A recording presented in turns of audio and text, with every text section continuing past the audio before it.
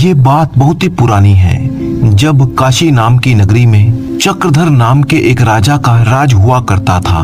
काशी नगरी को महादेव की नगरी भी कहा जाता है और देव नगरी के रूप में इसकी पूजा भी की जाती है। राजा चक्रधर बहुत ही धर्मात्मा व्यक्ति थे। राजा की एक बड़ी ही संस्कारी रानी थी जिसका नाम था गायत्री देवी। वे दोनों पति पत्नी भगवान शिव के बहुत ही बड़े भक्त थे। भगवान शिव की आराधना करने के लिए मंदिर जाना उनका प्रतिदिन का नियम था। राजा चक्रधर धर्म पूर्वक अपने राज्य का संचालन कर रहा था। उनके राज्य में कोई भी व्यक्ति दुखी नहीं था। सारी प्रजा सुख और वैभव से संपन्न थी। चारों तरफ खुशियां ही खुशियां थी। एक ही घाट पर बकरी और शेर पानी पिया करते थे। कुछ समय बीता परंतु राजा के यहाँ पर कोई संतान पैदा नहीं हुई। राजा की आयु ढलती जा रही थी लेकिन उनके घर पर अभी भी कोई बालक पैदा नहीं हुआ। एक दिन की बात है, राजा सुबह सुबह अपनी पत्नी के साथ मंदिर की तरफ जा रहे थे। जब वे दोनों रास्ते से गुजरे तभी रास्ते में दो पति पत्नी झाड़ू लगा रहे थे। वे दोनों राज्य के सफाई कर्मचारी थे। जब उन दोनों ने सामने से राजा को आते हुए देखा तो दोनों पति पत्नी अपना मुंह फेर कर खड़े हो गए। उन दोनों का ऐसा व्यवहार देखकर राजा चक्रधर को अच्छा नहीं लगा। महाराज उस समय तो शिव भगवान की पूजा करने के लिए मंदिर जा रहे थे, इसीलिए उन दोनों को कुछ नहीं कहा। लेकिन महल में पहुंचने के बाद उन्होंने एक सैनिक को बुलाया और कहा कि तुम जाओ और उस सफाई कर्मचारी को बुला कर लाओ, मुझे उससे कुछ बात करनी है। वो सैनिक तुरंत उस सफाई कर्मचारी के घर गया जिसने महाराज को देखकर मुंह फेर लिया था। सैनिक ने उस व्यक्ति को पूरी बात बताई और कहा कि महाराज तुम्हें अपने दरबार में बुला रहे हैं। वो आदमी मन में विचार करने लगा कि महाराज का आदेश है, टाल तो नहीं सकते, मुझे दरबार में जाना तो पड़ेगा ही। सफाई कर्मचारी सैनिक के साथ राजा के दरबार की तरफ चल दिया। जब वे दोनों महाराज के दरबार में पहुंचे तब उस आदमी ने राजा को प्रणाम किया। राजा कहने लगा, आप मुझे एक बात बताओ, आज सुबह जब भगवान शिव के मंदिर के लिए जा रहा था तब तुम दोनों पति पत्नी ने मुझे देखकर अपना मुंह फेर लिया था, ऐसा क्यों? वो आदमी बड़ी ही निर्भीकता से कहने लगा, महाराज आप भले ही मुझे मृत्यु दंड दे दें तो भी मुझे कोई एतराज नहीं, परंतु मैं सिर्फ सत्य ही बोलूंगा।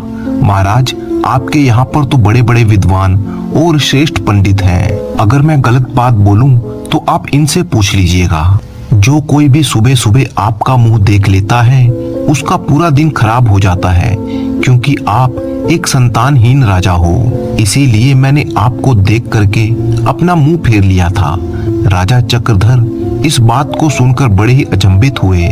मन ही मन वो विचार करने लगे, ये आदमी बिल्कुल सही कहता है। यदि किसी नगर के राजा के पुत्र नहीं है तो वास्तव में ये अच्छा नहीं है। राजा ने उस आदमी को उसके घर भेज दिया और मन ही मन में ये विचार करने लगा कि अब तो मुझे भगवान शिव के यहाँ जाकर पुत्र प्राप्ति का यज्ञ करना चाहिए। ऐसा विचार करके राजा अपने महल में गया।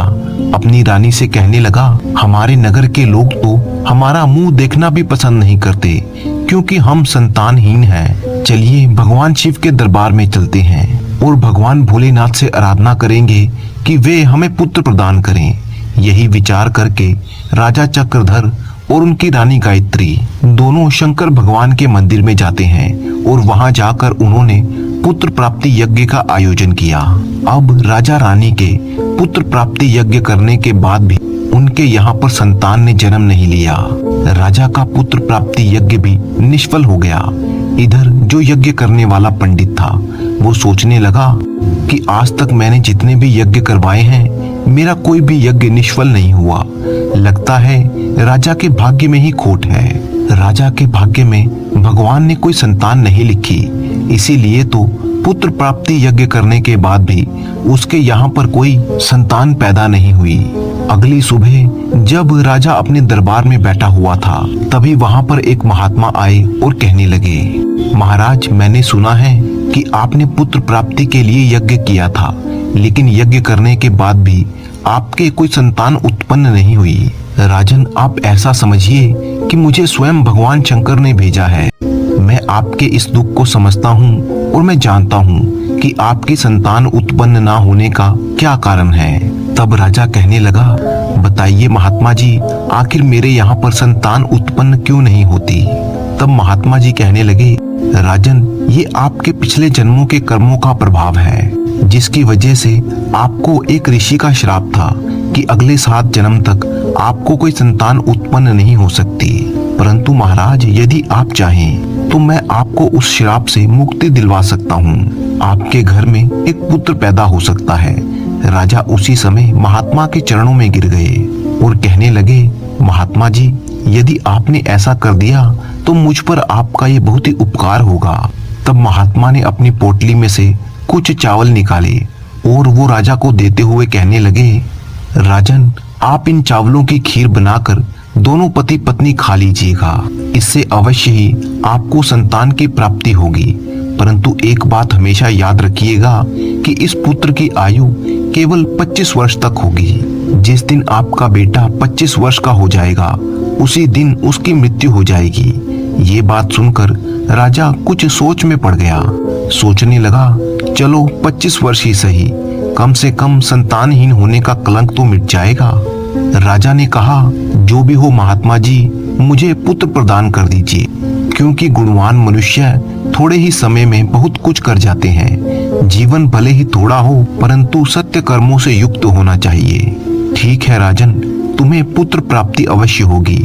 और फिर वो महात्मा राजा को चावलों की पोटली देकर वहां से चले गए।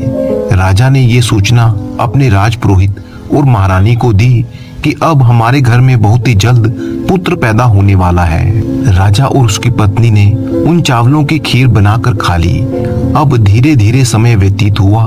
रानी गायत्री गर्भवती हो गई। ये देखकर राजा के घर में खुशी की लहर दौड़ गई। राजा बहुत ही प्रसन्न हुआ।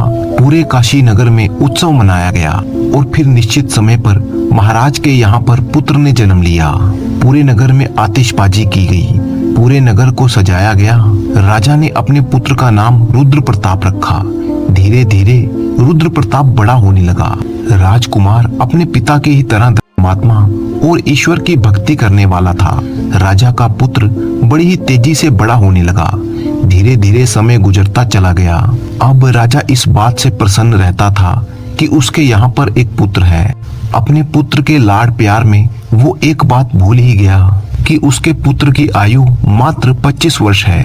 जब उसके बेटे की आयु 16 वर्ष की हो गई, तब उन्हीं दिनों की बात है।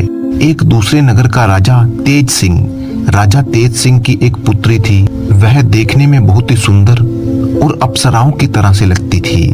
वो एक परम सुंदर कन्या थी।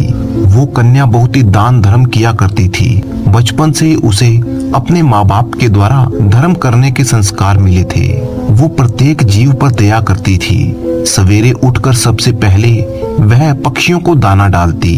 अपने द्वार पर आए हुए किसी भी भिक्षु और साधु संत को वो खाली हाथ नहीं लौटने देती थी। वह हर भूखे को भोजन करवाती थी। कन्या धीरे धीरे बड़ी हुई। तब उसके पिता तेज सिंह को पता चला कि काशी के राजा चक्रधर के यहाँ पर उनका पुत्र रुद्र प्रताप है, जो कि अब युवा हो चुका है और शादी के योग्य है। राजा ने सोचा कि ऐसे धर्मात्मा और तेजस्वी लड़के के साथ अपनी बेटी का विवाह करना चाहिए। राजा ने अपनी बेटी का रिश्ता राजा चक्रधर के यहाँ पर पहुंचा दिया। राजा चक्रधर ने विचार किया कि मेरे पुत्र की आयु मात्र 25 वर्ष है, मुझे इसका विवाह कर देना चाहिए। अगर इसके यहाँ पर कोई पुत्र पैदा हो गया तो मेरा वंश आगे बढ़ता रहेगा। ऐसा विचार करके राजा चक्रधर ने अपने राजकुमार का रिश्ता उस कन्या के साथ तय कर दिया। कुछ ही समय के बाद राजकुमारी वैदेही का राजकुमार रुद्र प्रताप के साथ विवाह हो जाता है। राजकुमारी वैदेही बहुत ही पतिव्रता स्त्री थी। उसका एक नियम था कि वो तब तक भोजन नहीं करती थी जब तक किसी भूखे प्राणी को भोजन नहीं करवा देती। धीरे धीरे समय गुजरता गया।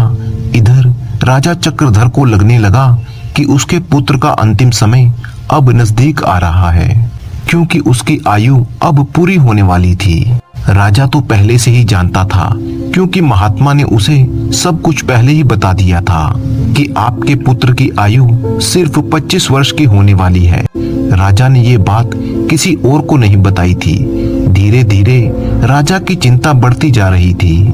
जैसे जैसे राजकुमार की उम्र बढ़ रही थी, वैसे वैसे राजा और भी ज्यादा चिंतित रहने लगा। जब राजकुमार की आयु में मात्र 4 दिन शेष रह गए, तो राजा सोचने लगा कि अब मैं क्या करूं? मेरा बेटा तो 4 दिन के बाद मर जाएगा। पुत्र मोह के कारण राजा बीमार रहने लगा। वह अपने बेटे की मृत्यु की बात सबको बताकर उन्हें चिंतित नहीं करना चाहता था। अब तो राजा ने भोजन करना भी छोड़ दिया। इधर जब वह दिन आ गया जिस दिन उसके पुत्र की मृत्यु होने वाली थी, उस दिन राजा सुबह से ही भगवान शिव के ध्यान में डूब गया। कहने लगा, हे भगवान, मुझे पुत्र के जाने का दुख सहन करने की शक्ति दो। विधि के लेख को तो कोई बदल नहीं सकता, वो तो होकर ही रहेगा। उस राजकुमार की जो पत्नी थी, वह प्रतिदिन भूखे गरीबों को भोजन करवाया करती थी, पक्षियों को दाना चुगाया करती। रोज की ही तरह वह अपने धर्म कर्म के कामों में लगी हुई थी। इधर यमलोक में यमराज ने देखा कि आज राजकुमार रुद्र प्रताप की मृत्यु का दिन है, तो यमराज ने तुरंत अपने दूतों को आदेश दिया कि जाओ और अब से 1 घंटे के बाद तुम्हें राजकुमार रुद्र प्रताप के प्राण उसके शरीर से निकाल कर लाने हैं। इसके लिए तुम एक सर्प के पास जाकर उसे राजकुमार की मृत्यु के लिए प्रेरित करो, क्योंकि राजकुमार की मृत्यु सांप के डसने से होगी। जब उसे कोई सांप डसेगा तभी हम उसके प्राण हर सकते हैं। यमराज ने अपने दूतों से कहा कि जाओ और शीघ्रता से ये काम करो। 1 घंटे के अंदर ही राजकुमार के प्राणों को लेकर आना। यमराज की आज्ञा पाते ही यमदूत राजकुमार रुद्र प्रताप के प्राण लेने के लिए चल दिए। उधर यमराज की माया से प्रेरित होकर एक सांप के मन में विचार आया कि आज मुझे राजमहल में प्रवेश करना चाहिए और वहां पर घूमना चाहिए, देखना चाहिए कि राजमहल कैसा है। वो सांप घूमता घूमता राजमहल में जा पहुंचा। अब क्योंकि वो सांप यमराज से प्रेरित था, इसीलिए घूमता घूमता वह उस कमरे में जा पहुंचा जहां पर राजकुमार सोता था। वह जाकर राजकुमार के बिस्तर में सिमट कर बैठ गया। यमराज के दोनों दूत राजमहल के द्वार पर खड़े हो गए और समय के पूरा होने का इंतजार करने लगे। सोचते थे कि 1 घंटे का समय कब होगा और कब वो सांप राजकुमार को डसेगा, तब हम उसके प्राणों को लेकर यमलोक को चले जाएंगे। जब वे दोनों दूत ये विचार कर रहे थे, तभी क्या होता है कि किसी दूसरे गांव में एक गरीब व्यक्ति रहता था। उसने समय रहते अपनी पुत्री का विवाह कर दिया था, परंतु उसकी पुत्री का जो पति था वो बहुत ही मदिरा पीता था, जुआ खेलता था और वेश्यागमन भी करता था। इसीलिए उस गरीब आदमी की पुत्री हमेशा परेशान रहती थी। उसका पति उसे मारता पीटता था और उसे घर से निकालना चाहता था। वो गरीब दंपत्ति की पुत्री जब अपने पति के साथ कुछ समय तक रही तो वह गर्भवती हो गई। एक दिन उसने अपने पति की मारपीट से तंग आकर अपने पिता के घर में शरण ली और कहने लगी, पिताजी, आज के बाद मैं अपने पति के घर नहीं जाऊंगी। उसका पिता अब बूढ़ा हो चुका था, उसकी कुछ कमाई नहीं हो पाती थी, इसीलिए वो बेचारा भिक्षा मांगकर गुजारा करता था। भिक्षा मांगकर वह तीनों प्राणियों का पेट पालता था। समय पूरा हुआ तो उसकी पुत्री ने एक बेटे को जन्म दिया। अब उसे बहुत ही तेज भूख लग रही थी। उसे भोजन की आवश्यकता थी, क्योंकि प्रसव काल की जो भूख होती है वो बहुत ही तेज होती है। वह अपने पिता से भोजन मांगती है, परंतु बेचारा गरीब ब्राह्मण भोजन लाने के लिए आसपास के गांव में जाता है, लेकिन उसके रोज रोज मांगने के कारण उसको लोग भिक्षा नहीं देते। गरीबी सबसे बड़ा अभिशाप है। मनुष्य के लिए ये सबसे बड़ा अपमानकारी कष्ट है। उस गरीब को किसी ने भी भोजन नहीं दिया। इधर उसकी लड़की भूख से बेचैन हो रही थी। वह अपने पिता से कहने लगी, पिताजी, मैं भूख के मारे मर जाऊंगी। बिना भोजन किए हुए 3 दिन बीत चुके हैं। अगर आपको कुछ भिक्षा में मिला हो तो मुझे खाने को दीजिए, नहीं तो मेरे प्राण निकल जाएंगे। तब वो बूढ़ा आदमी कहने लगा, मैं अभी के अभी काशी नगर जा रहा हूँ। अगर वहां से कुछ मिल जाता है तो मैं तुम्हें लाकर दूंगा। मैं आज काशी नगर में जाकर वहां के राजा के द्वार पर जाके भिक्षा मांगूंगा। ऐसा विचार करके वो बूढ़ा पिता चल दिया। इधर राजकुमार रुद्र प्रताप की पत्नी वैदेही